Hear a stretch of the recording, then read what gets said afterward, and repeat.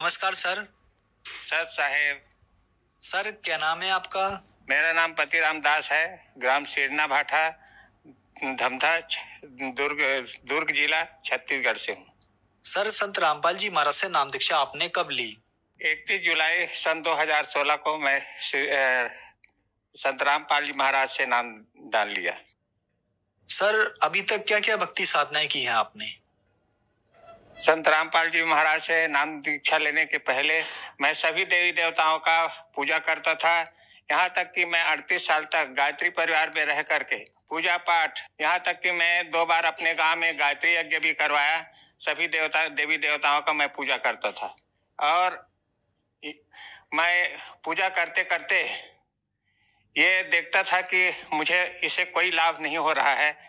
ये क्या माजरा है? क्योंकि गायत्री परिवार में बोलते हैं कि दहेज प्रथा बंद करो, दहेज प्रथा बंद करो। और जब दहेज आता है तो सब दहेज उठा करके ले जाते हैं। और दूसरी बात है, मृत भोजन 100 गौओं के हत्या के बराबर है, ऐसा कहते हैं। और किसी के यहाँ मृत्यु हो जाता है तो कोई तीज नहावन नहा रहा है, कोई पंच नहावन नहा रहा है, कोई 10 नहावन नहा रहा है और लड्डू पेड़ा जो भी बन रहा है उसको खा रहे हैं। जबकि मार्कंडे पुराण में 40 पृष्ठ पर दिया है, जब आदमी मरता है तो उसको यम के दूत घसीटते हुए यम लोग ले जाता है दक्षिण दिशा की ओर। उस समय उसका उसका शरीर को कुत्ते, बिल्ली और गिद्ध नोचते हुए ले जाते हैं, उसको घसीटते हुए जानवर की तरीके से ले जाते हैं और उनको नरक तक जाने में 12 दिन का समय लगता है। ये मैं पहले पढ़ चुका था। और नरक जाने के लिए अगर 12 दिन लगता है तो 10 दिन में लोग 10 गात्र कर रहे हैं और हलवा पूड़ी खा रहे हैं। किस लिए खा रहे हैं? कि हमारे माता पिता को घसीटते हुए यम के दूत ले जा रहे हैं। इस बात को सोच करके मेरा दिल हिल जाता था और मेरा मन है उधर से धीरे धीरे करके खिन्न होता गया और मैं उस रास्ते से थोड़ा दूर होते गया। जाता था, वैसे पूजा पाठ जैसे होता था वैसे जाता था पर मेरा मन नहीं लगता था, क्योंकि उनके कथनी और करनी में बहुत अंतर है। कहते कुछ और हैं गायत्री परिवार के लोग, कहते कुछ और हैं, करते कुछ और हैं। जैसे कि मैंने बताया है कि जो दहेज प्रथा है उसको बंद करना है। दहेज प्रथा बंद नहीं करते और मृत भोज भी करते हैं, ये भी करते हैं। तो ये तो आपके करनी और कथनी में अंतर है।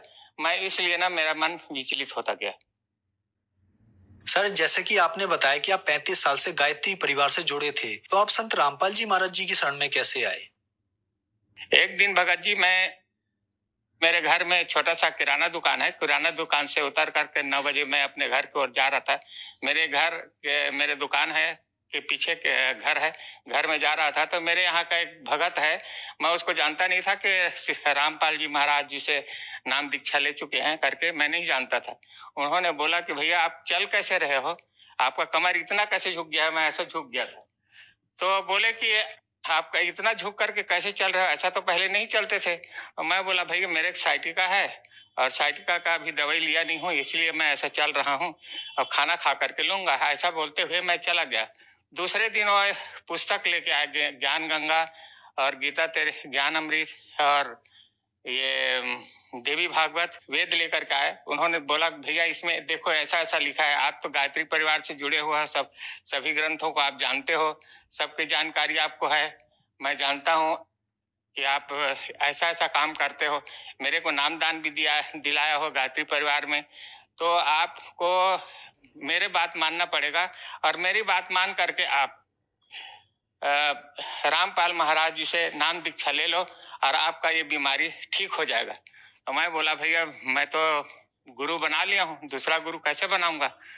तो बोले कि नहीं बना सकते हो, गुरु बनाना कोई गलत नहीं है, क्योंकि जब किसी आदमी को किसी डॉक्टर से इलाज करा रहा है और उसका उसका इलाज सफल नहीं हुआ तो दूसरा डॉक्टर बदल सकता है। वैसे ही हमारे अंदर जन्म मरण का रोग लगा हुआ है, इस रोग को मिटाने में कोई गुरु सक्षम है तो हम गुरु बदल सकते हैं। मैं बोला ये तो बात सही है, ऐसा तो कर सकते हैं। तो मैं बोला कि वो बोले पुस्तक पढ़ो और पुस्तक पढ़ने के बाद मेरे को बताना कब आप जाओगे करके। मैं बोला भैया मैं पुस्तक पुस्तक नहीं पढ़ूंगा, क्या नियम है क्या है वो बता दो, मैं उस नियम का पालन करूंगा और मैं नाम दान ले लूंगा। तो बोले कि नहीं फिर भी पढ़ लो। बोले मैं नहीं पढ़ूंगा, मैं बाद में पढ़ूंगा, आपके कहना मानूंगा। आप मेरे कहना मान करके आप गायत्री परिवार से नाम दान लिए थे, तो मैं आपके कहने से रामपाल को अपना गुरु बना लूंगा, इसमें क्या हर्ज है। पर क्या नियम है उसको मैं बाद में पढ़ूंगा, आप मेरे को नाम दान दिला दो। तो उन्होंने मुझे ले जाकर के फिर संत रामपाल जी महाराज से मैं सूर्यगांव में जाकर के नाम दान लिया। सर, संत रामपाल जी महाराज से नाम दीक्षा लेने के बाद आपको क्या लाभ मिले? पहले लाभ तो यह हुआ कि मैं जिस परमात्मा की खोज में था वो परमात्मा मुझे मिल गया, वो सबसे बड़ी लाभ हुई। और दूसरी बात यह है कि मेरी बीमारी थी जो साइटिका था, वो साइटिका ठीक हो गया। अभी मैं कोई दवाई वगैरह नहीं लेता हूँ। डॉक्टर ने बताया कि आप इस दवाई को लोगे तभी आप ठीक रहोगे, और आपका L4 और L3 हड्डी जो रीढ़ की हड्डी है उसका नंबर होता है, L3 और L4 के बीच में 3 mm का गैप हो गया है, वो गैप भरेगा नहीं और आप जिंदगी भर ऐसी रहोगे। आपको दवाई खाना पड़ेगा और दवाई खाओगे तो आप ठीक रहोगे, नहीं तो आपको ये तकलीफ होगा। तो मैं बोला कि चलो दवाई खाना ही पड़ेगा। अब जब मैं रामपाल जी महाराज जी से नाम दान ले लिया तो अब मुझे अब दवाई ना खाना पड़ रहा है, ना कुछ नहीं है। अभी मैं ठीक हूँ, आराम से सीधा चलता हूँ, गाड़ी चला लेता हूँ, सब कुछ करता हूँ। मेरे नाती को सिकलिंग का बीमारी था। सिकलिंग के बीमारी में वो 3-4 दिन से स्कूल नहीं जा रहा था, तो उन्होंने उनको भी बुलाया था कि उनको भी नामदान लेवाना है करके। जब वो नामदान लिए, वो भी नामदान लिए, वहीं से नामदान लिए तो वहां से निकले तो उसको पकड़ना नहीं पड़ा, वो जा करके कार में सीधा बैठ गया और वहां से आने के बाद बढ़िया खेलने लगा। और आज तक उसको मैं सिकलिंग का दवाई ये चंगोरा भाटा से लेता था, सिकलिंग का दवाई, वो दवाई लेना बंद कर दिया। 5 साल से उसको दवाई में खिला रहा था, वो दवाई उसका बंद करवा दिया। सर, आपने यहाँ ये बीमारी का जिक्र किया, सिकल सेल। क्या आप हमारे दर्शकों को बता सकते हैं कि ये सिकल सेल की बीमारी क्या होती है? सिकलिंग का बीमारी ये है कि उससे खून का दौरा सही नहीं होता है। सिकलिंग है उसमें जो जीवाणु होता है वो अंडाकार होता है, परंतु सिकलिंग में उसका जीवाणु है हंसियाकार हो जाता है ऐसा। और वो जब चलता है खून तो उसमें फंस जाता है, एक दूसरे में फंसता है और उसमें खून में रुकावट होता है। इसलिए उसमें क्या है, शरीर में गांठ गांठ में दर्द होता है, तो उसको दर्द होता था और वो चल नहीं पाता था। और डॉक्टर बताया था उसको कि इसको 35 साल के बाद ही ये बीमारी ठीक होता है, अगर ठीक होना रहता है तो 35 साल इसको दवाई खाना पड़ेगा, ऐसा डॉक्टर ने बताया था। संत रामपाल जी महाराज की दया से अब वो बीमारी ठीक हो गया है और अभी बढ़िया है। लड़का 8वीं क्लास में पढ़ रहा है। इसके बाद एक दिन चना को ऊपर सुखाया था, तो शाम को जब पानी गिरने लगा तो हम लोग उसको उठा के नीचे लाए। मेरी पत्नी उसको झाड़ू करके लाई तो 2-3 किलो रहा होगा। उसको सिर में रखी थी और साथ में एक हाथ में सुपर रखी थी और झाड़ू रखी थी और नीचे उतर रही थी। उस समय मेरा घर कंस्ट्रक्शन में चल रहा था, ऊपर का हिस्सा। वो नीचे प्लेटफार्म में आई और प्लेटफार्म में आकर के वो कैसे अनबैलेंस हुई कि वो चित्ता ऐसे पीछे की तरफ गिर गई। 11 फीट उसकी ऊंचाई है, नीचे फ्लोरिंग है और उसका वजन, मेरी पत्नी का वजन 104 किलो वजन था, पर उसको कुछ नहीं हुआ। उसके गले में थोड़ा चोट आया। मैं उसको ले जाकर के फिर भी उसको सेक्टर 9 में हम लोगों का मुफ्त में इलाज होता है, मैं वहां उसको इलाज करवाया। 2 दिन रखा तो वहां पुलिस केस हो गया। तो मेरे को ये हुआ कि उस दिन मर गई होती तो मुझे आज जेल हो गया होता, क्योंकि पुलिस वाला पहले ही बोल रहा था कि तुमने ढकेल दिया। तो वो मर जाती तो कौन बताने वाला होता। तो वो बताई और मेरे को यही लाभ हुआ कि मैं जेल से बच गया। उसके बाद लाभ हुआ, मैं एक दिन तार कस रहा था खेत में। तार कसते कसते यहाँ अचानक दर्द हुआ और दर्द होने के बाद मैं डॉक्टर के पास गया तो बोले कि आपको तो हार्निया हो गया है। तो हार्निया हो गया है तो क्या करना पड़ेगा, ऑपरेशन करना पड़ेगा। परंतु उन्होंने ऑपरेशन के लिए भी मना कर दिया, बोला कि आपका उम्र ज्यादा हो गया है, ऑपरेशन नहीं हो सकेगा। तो मैंने गुरुजी से अरदास लगाया, गुरुजी ऐसी ऐसी बात है और ऑपरेशन कर नहीं रहे हैं। संत रामपाल जी महाराज जी से मैं अरदास लगाया कि मेरा ऑपरेशन हो नहीं पा रहा है, मैं क्या करूंगा, मुझे तकलीफ है। तो बोले नहीं बेटा अब होगा, आप जाओ, एक बार और जाओ, डॉक्टर को दिखा बोले। तो मेरा हार्निया का ऑपरेशन हुआ है। मैं, आप देख सकते हो मेरे नाभि नहीं है। आज मैं स्वस्थ हूँ।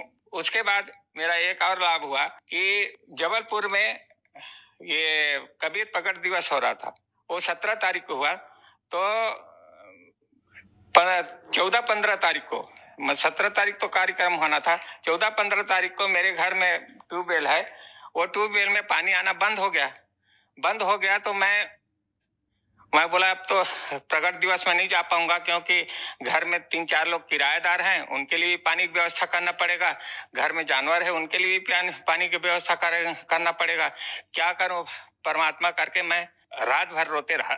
और उसी दिन शाम के समय पानी गिरा था, हल्का हल्का पानी गिरा था। हमारे भाठा एरिया करके वहां पानी बह जाता है, तो धार थोड़ा बहा था। तो मेरे यहाँ पत्नी सवेरे उठी, आज पानी गिरा है तो हो सकता है धार आ गया होगा करके, तो उन्होंने पंप को चालू किया तो एकदम लाल लाल पानी निकला और पूरा आंगन भर लाल लाल हो गया। 2-3 गुंडी में भरे, 2 ठो ड्रम था उसमें भर दिए, और भरने के बाद उन्होंने बंद कर दिया। तो मैं जब सो करके उठा तो बोला ये क्या है, लाल लाल क्या है? बोले मैं बोरिंग को चालू किया था तो इसे पानी लाल लाल ऐसा ऐसा निकला है, और हो सकता है टंकी में भी भर गया होगा। तो मैं ऊपर चढ़ के देखा तो आधा टंकी भी भर गया था। मैं बोला तो परमात्मा ने कृपा कर दिया है पानी ला करके। सर, संत रामपाल जी महाराज से नाम दीक्षा लेने के बाद आपको बहुत सारे लाभ प्राप्त हुए, तो जो दर्शक आज आपको टीवी पर देख रहे हैं, आप उन्हें क्या कहना चाहेंगे? मैं उन दर्शकों को, उन भक्तों को, उन जगत के भाइयों बहनों को से मैं प्रार्थना करता हूं कि आपको किसी भी प्रकार की तकलीफ है, शारीरिक, मानसिक, आर्थिक, किसी भी प्रकार की तकलीफ है, तो आप उस तकलीफ के निवारण के लिए संत रामपाल जी महाराज के शरण में जाएं, नामदान ले। सर, संत रामपाल जी महाराज से नाम दीक्षा कैसे ली जा सकती है? टीवी में विभिन्न चैनलों पर कार्यक्रम आता है, वहाँ कार्यक्रम के दौरान नीचे पट्टी चलती है, उस पट्टी में नंबर दिए होते हैं, उस नंबर में आप संपर्क करके आपका अपने नजदीकी नामदान केंद्र का पता कर सकते हैं। हर जिला में आजकल नामदान केंद्र खुल गया है। हमारे विश्व में 500 से ज्यादा नामदान केंद्र खुल गए हैं, और वहां पर आप कहीं भी जाकर के नामदान ले सकते हैं और अपना कल्याण करवा सकते हैं। धन्यवाद सर। सत साहेब।